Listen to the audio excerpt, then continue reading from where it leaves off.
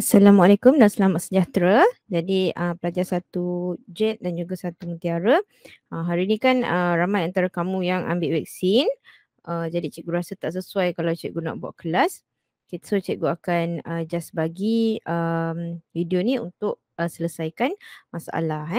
Okay, so sebenarnya bila kita nak sambung nanti ni daripada yang lepas tu kita nak sambung bab 12 proses pengumpulan, pengorganisasian dan perwakilan data serta pentafsiran perwakilan data.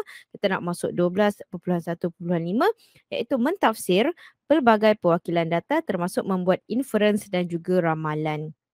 Okey, jadi sebenarnya adalah yang cikgu nak ajar kalau ikutkan macam inilah adalah banyaklah cikgu nak ajar. Okey, tapi tak apa sebab cikgu tak boleh nak ajar dulu, kita buat, kita selesaikan soalan. Okey, jadi soalan yang pertama ini muka surat berapa cikgu cakap tadi 77 kalau tak silap cikgu Okey, so kita lihat sebenarnya dengan pengetahuan sedia ada pun kamu dah boleh selesaikan masalah ini. Okey, kita lihat soalan yang pertama. Seorang ahli botani mengkaji tinggi sebatang pokok di kawasan hutan hujan tropika. Graf garis. Okey, kalau nampak macam ni, ada dot-dot macam ni, dan ada garisan. Jadilah graf garis. Graf garis menunjukkan, di bawah menunjukkan tinggi pokok itu dalam masa 7 tahun. Kan sebelum ni cikgu dah cakap kalau graf garis sesuai untuk tunjukkan sesuatu yang berkaitan dengan masa. Okey, so kat sini kita nampak tajuk dia ialah tinggi pokok, kemudian kita ada tinggi. Okey, so sifar dengan ni nampak ada 10 kotak ini mewakili 5 meter. So maksudnya 2 kotak itu mewakili 1 unit. 2 kotak mewakili 1 unit. Okey, maksud cikgu 1, 2, 3, 4, 5. Okey? Okey, so berapakah tinggi pokok itu di awal tempoh kajian? Maksudnya dia nak tahu yang awal ni 2014 ni berapa tinggi dia. Okey, cikgu besarkan sikit kalau kamu tak nampak. Okey, so tengok ni So 5, 6, 7, 8, 9. Right? So 9. 9 meter. Okey, boleh buat M saja sebab kita tengok unit dia dekat atas tu ialah 9. Okey, kemudian berapakah pertambahan tinggi pokok itu dalam tempoh 7 tahun? Maksudnya kamu kena tolakkanlah di awal ni berapa bacaan dia di awal dengan akhir. Okey, so sekali lagi tadi ni kamu dah lihat dah dia ialah 9 meter. Okey, dekat sini. Okey, kalau tak boleh baca cikgu besarkan sikit. Okey. Okey. So dekat sini 15, sini ialah 15, 16. Okey. Lebih kurang dia ialah dia tak sampai 17 so dia 16.5. Okey, sini 16.5. Ni tadi ni 9. Okey. 16.5 meter tolak dengan 9 meter. Okey. Gunalah kalkulator kamu. Okey. Nanti cikgu nak tengok jawapannya berapa. Okey. Cikgu nak tengok tahu cikgu dah tunjukkan ni kamu buat jawapan ni Okey, C. Pada tahun yang manakah tinggi pokok itu ialah 13 meter. Okey, 13 meter. Kita lihat pada graf 10, 11, 12, 13 ni yang ke-6 ni kan. Okay, so 13 ni kita tengok. Kena dekat mana? This one kan. Okay, so kita tengoklah ni ke bawah ni. Tahun bila ni? Tahun. Okay, kamu pun buat jawapan dia. Okay. Cikgu dah tunjukkan tu, kamu buat jawapan dia Okay, so tahun 2000 berapa? Kamu jawab. Okay. Okey, kemudian nyatakan satu inference yang boleh dibuat berdasarkan graf garis itu. Okey, inference ialah satu kesimpulan. Kesimpulan yang boleh kita buat daripada tinggi pokok ni. Okey, kalau kita lihat pertambahan tinggi pokok ni daripada 2014 sehingga ke 2015 tu daripada sini Oh, 2 kotak. 2 kotak tu maksudnya satu je lah, 1 unit Okey, ni 2 kotak. Okey, yang ni daripada sini 1, 2, 3, 4. 4 kotak. Okey, yang daripada sini 1 kotak. Okey, daripada sini 1, 2, 3, 4. 4 kotak.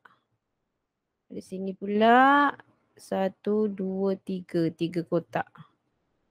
Okey, so kita nampak dia pertambahan dia lebih kurang. 2, 4, 1, 4, 3 kan? Okey, so kalau kita nampak macam tu, so kita boleh buat kesimpulan. Okey, kesimpulan dia, inference dia, kita boleh buat kesimpulan. Kadar pertambahan tinggi pokok itu hampir seragam. Okey, 2 kotak, 4 kotak, 1 kotak. Dia lebih kurang seragam daripada tahun 2014 sampai 2019. Sebab apa? 2020 ni dia dah stagnan. Dia dah tak berubah. Jadi pertambahan pokok ni kita katakan hampir seragam. Okey, jadi dan selepas daripada 2019 dia tak adalah lagi pertambahan ketinggian pokok itu. Okey, so cikgu rasa cikgu kena type. Okey, sekejap cikgu letak mic ni. So kita nak komen tentang kadar. Kadar pertambahan tinggi pokok itu hampir seragam dari tahun 2014 hingga 2019. Oh, dah tak nampak pula. Kita kesini kan sikit. Takut tak buat Okey, kemudian dan tiada pertambahan ketinggian pokok dari 2019 hingga 2020. Okay, so that how you answer the question. Okay, yang ni cikgu bagilah jawapan dia sebab ini banyak sikit kan. Okay, so okay. Tak nampak pula yang bawah ni. Okay, berdasarkan trend graf garis, ramalkan tinggi pokok pada tahun 2021. Okay, so kamu memang nampak dia stagnan ni. Okay kan, dia dah kekal. Tapi, okay, 16 point, pokok itu masih lagi bertumbuh. Okay, so kita boleh katakan mungkin akan ada sedikit pertumbuhan daripada pokok tu kan. Kamu boleh, sebab dia kata ramalkan. Ramalkan kamu boleh ramal lah. Okay, cikgu ramalkan sebab pokok itu masih juga bertumbuh. Cikgu ramalkan dia 17 meter. Okay, so itu untuk soalan yang pertama. Okay, sekarang kita pergi soalan yang kedua. Okay, plot batang dan daun di bawah menunjukkan berat bagi beberapa botol air mineral yang dihasilkan oleh sebuah kilang dalam tempoh masa 5 minit. Okay, so ini ialah graf batang dan daun. Sebelah sini batang, sebelah sini daun. Okay, so kamu cari ni. Okay, so tengok 298, 298, 2. Okay, bermakna 498.2 gram. So ni semua ni gram lah ni. Ni kat sini ada perpuluhan. Sebenarnya dalam soalan ini. Okey, tentukan jumlah bilangan air mineral yang dihasilkan. Okey, so jadi kita nak tahu berapa jumlah, kamu kena kira lah berapa bilangan daunnya. Okey, so kita tengok yang pertama, bilangan daun dia ada 2, 1, 2. So sebab apa? 497.1, 1.1, satu lagi. So 2 lah, 2 botol kan? So 2 tambah dengan yang ni ada 1, 2, 3, 4. 4. Okey, kemudian yang ni ada 1, 2, 3, 7. Okey, kemudian 1, 2, 3, 4, 5, 6, 12. Okey, tambah dengan 1, 2, 3, 7. Okey, so 2 tambah 4, 6. 6 tambah 7. Okey, tak apa. Ni nanti kamu buat jawapannya. Cikgu nak tengok berapa jawapannya botol. Kamu kira sendiri. Okey, so kemudian jawapan soalan B. Cari berat terbesar dan terkecil bagi air mineral yang dihasilkan. Kita tahu terkecil dia mesti yang atas sekali yang pertama. Okey, terbesar di bawah sekali yang terakhir. Okey. So berat terbesar, cikgu bagilah jawapannya. Berat terbesar dia ialah 501.6 gram. Dia dah buat kat sini kan, gram kan? Okey, kemudian berat terkecil dia ialah yang first ni. 497.1 gram. Okey. Seterusnya soalan C, seorang penyelekawalan mutu mendapati dia perlu mengasingkan air mineral yang mempunyai berat kurang dari 499 sifar gram bagi mengawal standard air mineral yang akan dijual. Hitung peratus air mineral yang perlu diasingkan. So maksudnya dia kena buangkan yang berat kurang kan.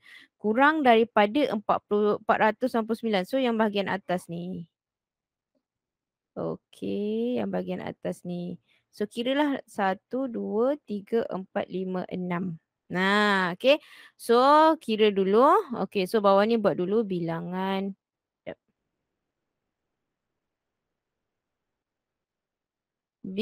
Bilangan air mineral yang mempunyai berat kurang dari 499.0 gram. Berapa botol tadi? Cikgu kira 6 botol. Right? Dia nak kira, dia tu kira apa? Hitungkan peratus. Okey.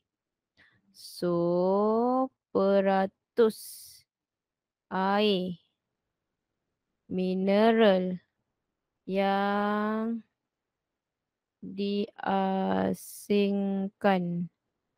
Okay, so 6 per berapa jumlah ni tadi? Ni Ni jumlah ni kamu masukkan kat sini. Okay.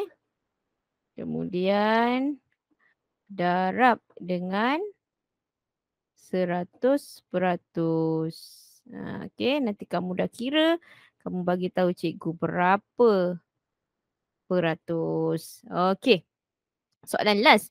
Nyatakan satu inference yang boleh dibuat tentang taburan berat air mineral dalam plot batang dan daun itu. Okey, so jadi kita lihat taburan berat air mineral ini. Okey, yang ini ada 2, ni ada 4, ini ada 7, 12. Sebenarnya ini kita boleh katakan taburan berat air mineral ini agak simetri. So apa simetri? Sebab dia ada bacaan yang lebih kurang sama.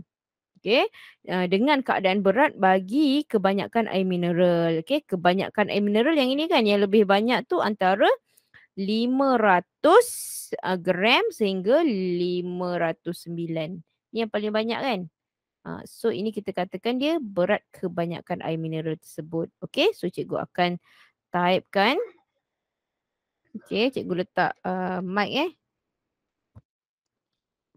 Okey, taburan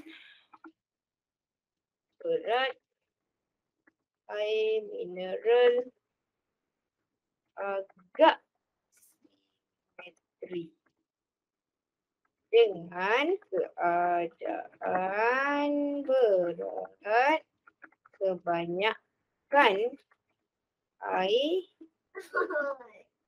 mineral iaitu. So kebanyakannya kat mana? Sinilah yang paling banyak, ada 12 kan. So daripada berapa? Kita paling depan ialah 500.0 gram, paling belakang 500.9 gram. So kamu kena tulis 500.0 gram hingga 599 gram. Okay. Itu sahaja. Apa pula nak buat jarak. Okay. So itu saja untuk latihan hari ini. Nanti hari Jumaat cikgu akan terangkan semula. Ada dua lagi satu topik kecil je sebenarnya. So basically pasal macam ni lah nak jawab soalan yang berkaitan dengan graf ni. Okay, kemudian tak silap cikgu lagi satu tu kebolehpercayaan. Itu saja daripada cikgu hari ini. Okay, jangan lupa hantar kerja yang dah siap ni dekat dalam grup. Okay, itu saja. Jumpa lagi hari Jumaat nanti. Okay, Assalamualaikum dan selamat sejahtera.